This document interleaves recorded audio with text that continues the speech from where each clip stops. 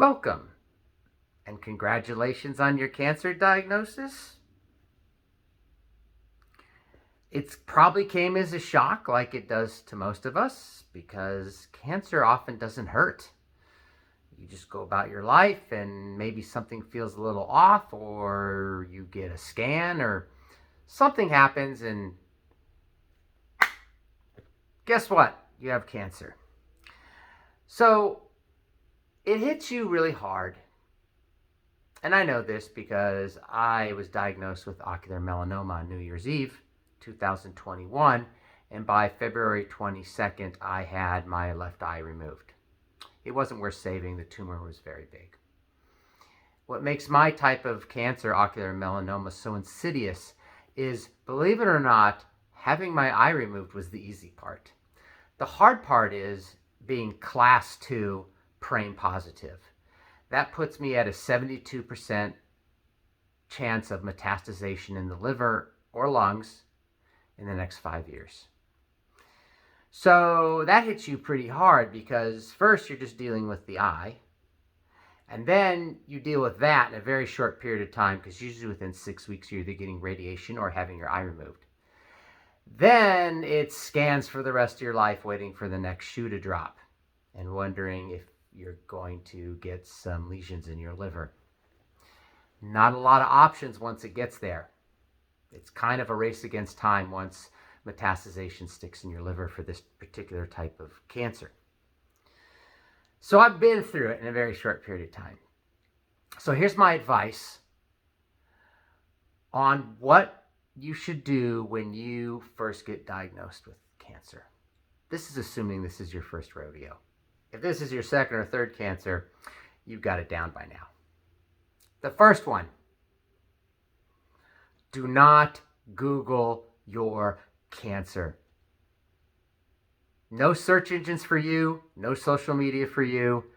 Don't do anything. Just relax, listen to your doctors, take it in. Here's the reason. You will find a lot of matches for your cancer on Google. However, much of it will be out of date. Much of it will have nuance and context missing. Some of the information may be completely irrelevant for your specific situation, your specific cancer, because cancers can be quite different. So what you end up doing is just being overwhelmed with too much information. A lot of it is not helpful. A lot of worst case scenarios, awful pictures of people in their worst situations, the worst tumors, the worst lesions, the most wasted looking people all gaunt in the face. So please don't do it. I know it's tempting. I did it. So I'm speaking from experience. I said, oh, you have ocular melanoma. So I have to go home and Google it right away. And ocular melanoma gets mixed up with skin melanoma, two totally different cancers. The information's out of date and very incomplete because if you type in ocular melanoma, it will tell you 50% chance of metastasization, usually die in 2 years, no known cure, and no known treatment. So in a vacuum, you go, oh my God, I'm in a coin toss moment. Heads or tails, do I live or die? 50-50 chance. Because that's how it's framed. They tell you have a 50% chance of dying from metastasization, and there's nothing you can do about it. Well, I found out that was very incomplete. My risk is actually higher. But the treatment options and things like that, things keep changing. So don't Google your cancer. Save that for later, once you're stabilized after a month or so, and you kind of know what's going on. So don't Google your cancer. Trust me. It will do nothing but harm you. Mess with your head when you need to be clear-headed. Number 2, listen to your care team. Hopefully you have some top-notch oncologists. You may be working with some of the country's best. I was lucky. I went straight to Stanford, and Dr. Maruthi Anjaya is a big shot ocular oncologist and well known in the ocular melanoma community. And he's the one who literally removed my eye personally. So I had a great care team. Leverage them. You're paying them a lot of money, or your insurance is paying them a lot of money. Take advantage of them. Ask questions. Ask questions. Do not just go blank in the office and then walk away and go, I think I should. And now most of us have an online tools. Most of us probably have some kind of, if we're in a major network, healthcare network, some kind of online tool where you create an account and you can see your lab results and your post-surgery and your post-visit notes. Take advantage of that. Follow up. Email your doctor with all the questions you have. Email their team. They'll get right back to you. Read your post-visit notes. Why should you do that? Doctors are very busy, and a cancer specialist will say the same thing over and over and over again because they're dealing with people with very specific cancers. So they have kind of a spiel that they go through. They're telling this to so many people, they forget. But when you read their notes, they'll write down what they thought they told you. That's the permanent record, right? So even though my doctor's fantastic, he's a busy guy. He's also a professor and a researcher. So he's got his plate full. And so I would read my post-visit notes. And that's where I would go, oh, this is what he thought he told me. And I'd read lots of interesting things that weren't discussed in our visit at all. So it kind of rounds it out. Same with your surgery notes. You'll find out some interesting stuff in your surgery notes. I found out that I have donor sclera tissue wrapped around my synthetic orbital implant. Sclera is the white part of your eye. Somebody died. I got their sclera tissue. They put the orbital implant in there to kind of protect it so it doesn't rub up against the tissue in my eye socket. I wouldn't have known that. It's not a deal breaker, of course, but it is kind of an interesting tidbit that I'm happy that I know. So maximize your healthcare team. They're going to give it to you straight, and they have the latest information on everything. Number 3, tell everyone about your cancer. I know a lot of people feel embarrassed or shame or all sorts of emotions around this. Put that aside and tell everyone, all of your friends, all of your family. Keep them informed. Maybe make a text group so you can blast out to everyone at the same time. I did that. See, I'm a surfer, and I'm a night surfer. So I'm the first one in the water. I'm paddling out at 4 a.m. I have 22 people on my text list for the surf report. These are all people that said, hey, can I be on your surf report list? I said, sure. Keep adding. I got 22 people now. When I got diagnosed with cancer, I informed everyone on my surf report list of what was happening. Hey, looks like I have a retinal detachment. I need emergency surgery. I'm going over the hill now to the Retinal Diagnostic Center. 3 hours later, I'm saying, oh boy, it gets even worse. It looks like I have cancer. Everyone was up to speed. I'm very close to all of my surf friends, and I'm a sharer. So they were all informed. And of course, I informed my family. So why do you do that? Privacy equals isolation. That's really what it means. You want to keep this locked inside and you want to keep it private. That means you're going to isolate yourself. That's exactly what you're doing. And that makes this even harder. You need support. You need people patting you on the back, saying, I'm there for you, right? It really, really helps. So don't isolate yourself. Reach out to everyone. Tell everyone what's going on. Tell them in real time. Show them photos. I was showing photos of my eye scans and look how big my tumor is. And in the hospital, I'm like, hey, I had my eye taken out. I'm taking a selfie of myself. Everyone knew what was going on. And, you know, it's really nice because sharing with other people also helps you process, right? You can only process so much in your head. It almost becomes like a loop, right? Like a dream or an obsessive thought that you can't get out. However, when you tell everybody, you essentially advance your own emotional progress every time you tell the story, right? Every time you hear yourself type it, see yourself type it or speak it, it helps you process.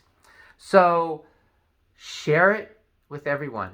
Let everyone know what's going on. You'll be much happier. And this also is connected to getting your needs met. You cannot get your needs met if people don't know what's going on. Tell them. People will step up. Do you need me to bring over a dinner? Yeah, that would be great. Even though I could make my own dinner, right? Just had eye cancer. I can still do normal things. However, damn, it feels good to have somebody bring over some fresh chicken soup they just made. It's awesome. So tell everyone so your needs can be met and accept it all. Somebody says, hey, I can make you dinner. Great. Take it up on them. Don't be shy. They're offering, take it. So, number 4, join a quality Facebook group, one that's established, one that has a good reputation, centered around people with the same type of cancer you have. This is incredibly important because as soon as you get cancer, you think you're going to die. It pops in your head. Oh my God, I have my whole life ahead of me. My kids just started school. I mean, go down the list. All these things I want to do, you start thinking about dying early. Joining a Facebook group with people like cancer, who have the same type of cancer as you, the fact that they're posting, giving updates, communicating, commenting on other people's posts, this is proof that they are alive. And sometimes that's all you need. You just need to communicate with people who and see evidence that you can live. So, and then you also get an additional layer of knowledge that your doctor just can't impart upon you because your doctor probably never got this type of cancer. So people who actually have the same cancer as you have insights that you can't get out of a medical book, that you can't get from your doctor, you can't get from randomly controlled studies. There's just things you just learn from other people who've been through it. But pick your groups carefully. You don't want a numbskull group. So look for quality groups and join that and start participating. It will empower you. Number 5. This is kind of the opposite. Do not join a Facebook group centered around a cure. Cure, I'll put that in quotes, cure. Everyone has a cure. The minute you announce you have cancer, people come out of the woodwork and say, oh, have you tried keto? Have you tried CBD? Have you tried Rick Simpson oil? Oh, are you taking 5 grams of vitamin C a day? Are you mega dosing turmeric? Are you taking these particular mushrooms? Just go down the list. Everyone has a cure. And there's Facebook groups centered around specific cures. These are more or less marketing ventures. I mean, some of them are more sincere than others, but be careful. It's a self-selecting group. They usually have something to sell or promote. The people who failed, they're dead. They can't type, hey, I tried this and I died anyway. So you only see the success stories. And then when you dig into their success stories, you go, oh my God, I took CBD, or I took turmeric, or I took vitamin C, and I beat my cancer. And then you find out they also did 6 months of chemo, they had the tumor removed with surgery, they did immunotherapy. There's this whole complex series of interventions on good old-fashioned Western high-tech medicine. And then they added this one thing. And then they assign the cure to that one thing because it makes them feel good. They want to believe it was something that they did on their own. So do not join Facebook groups centered around a specific cure. Join the quality groups around your disease, people with your disease. The I have a cure and you don't have to die from cancer is not going to do you any good at this stage. You can do that later after you've been through your team and they've come up with a plan and you say, hey, this is great. We'll do the chemo, we'll do the surgery, we'll do the immunotherapy. Is it okay if I take 5 to 10 grams of vitamin C a day? Ask your doctor. Is it okay if I take a gram of cannabis oil a day for the next 60 days? Tell them what you're doing. Make sure nothing's contradicting your treatment. But don't go there first. Stick with the Western medicine, the ones you ran to right away when you got your cancer. Because nobody runs to their massage therapist or their crystal healer or their tarot card reader or takes vitamins, right? When you get sick, you go straight to the best. You want to go to Stanford, you want to go to Cleveland Clinic, you want to go to Mayo Clinic. You're like, I want the best. I want the most high-tech, most westernized, most advanced medicine. So that tells you something, right? Because that's what we all do. No matter how much we believe in diet and exercise, we all go right to the doctor and we want the best. Give me the scans. Give me the drugs. I want them now. And you don't really question them and you're just taking them all in. So, number 6. Let yourself feel what you need to feel. Don't fight it. It's okay. Sometimes you just feel sad and you just want to sit on the couch and do nothing. Or you just want to watch some funny shows. Sometimes you'll feel angry. You can't even pinpoint where the anger is coming from. Usually it's misplaced anger. My anger and anxiety about my cancer, I took it out on my surfing. I mean, we all get cranky when we surf if it's too crowded or somebody burns you or you're just having an off day and the waves are rolling or closing out and you're just not getting the waves you feel you deserve. However, after my cancer diagnosis, and particularly after I had my eye removed, so I was also surfing with one eye. So I was a slight disadvantage. Not in my ability to surf. I kept my depth perception. But just managing the crowd and being able to look down the line when I dropped in. I would go from 0 to 100 on the anger scale. I mean, there were days where I was losing my mind. I was looking for a fight, basically. I was so angry in the water, I just was looking for somebody to fight. Didn't even care if I win or lost. I was like, I just wanted to feel bodies smashing. My friends started noticing, because they could see it in my attitude as well as my text reports. It's like, wow, you are really having a hard time. One friend said, I think you have PTSD. Thought about it, and he goes, I think you're right. So I just thought about my behavior, and I was better the next day. And I'm aware of it. Now I'm aware of it. But so you'll lash out in anger at things that are not related to your cancer. That's okay, but just get a handle on it, right? Think about it and try to get under control. But let the emotions come and pass through you, like wind through a screen door, right? Let the emotions come and go. Don't hold on to them. Don't fight them. It's almost like what they describe with meditation, right? You let the thoughts come and go. Let your emotions come and go, and there'll be a lot of them. This will do you wonders. You're going to have to deal with this one way or another. Nobody escapes it. So deal with the emotions as they come. Do not suppress them because they're going to come out in weird ways against the people you love the most and against the things you love the most. So let them pass through and deal with them as they come and then let them go. Next one comes along. You experience it and it's full. That's fine. And continue on.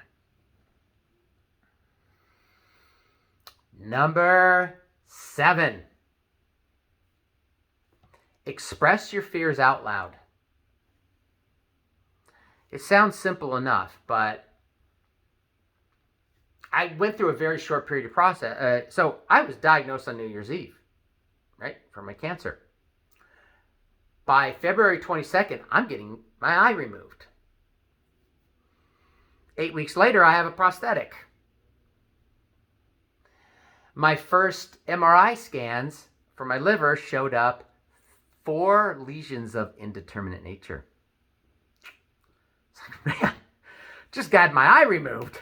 And now I have indeterminate lesions on my liver. Now, they were small. They were in the 3 to 6 millimeter range, which, believe it or not, that's considered very small. They usually don't get worried until it's like centimeters in the liver, because the liver is a big organ. But nonetheless, so we did a follow-up scan a month later. I said, why don't we do a follow-up scan with a different contrast? So it had Evoist contrast for my first MRI. And they said, we'll do another one with Gatovist because it will light things up differently. But we'll wait 4 to 5 weeks. I said, why wait?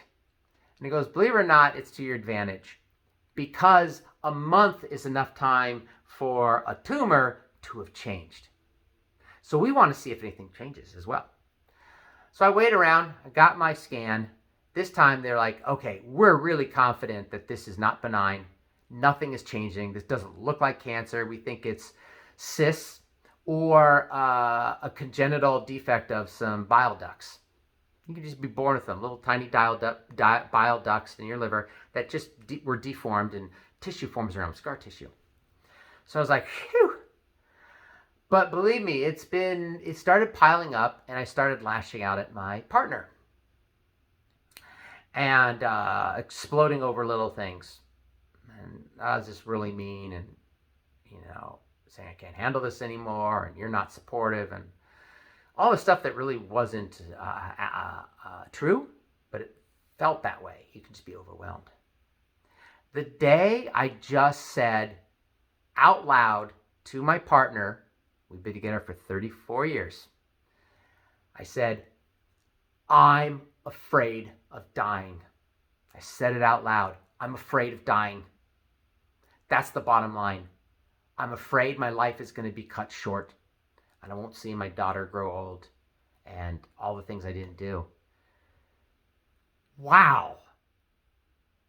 I'm a sharer. I've been sharing everything from the beginning, but I literally never said out loud until 6 months past my diagnosis. I never said out loud, I'm afraid of dying. It was implied, but I never said it out loud. I don't know why. But as soon as I said, I'm afraid of dying, whoa, this is huge. I could breathe all of a sudden. I was like, oh my God, and it brought us closer, and it's something so simple. So express it out loud. You can't come to terms with your own mortality in your head. You can't come to it through a text. It cannot be assumed. Express your deepest fears out loud. It robs them of their power, strips them of all their power. It's the best medicine. Just clobbers it. All that fear and anxiety is...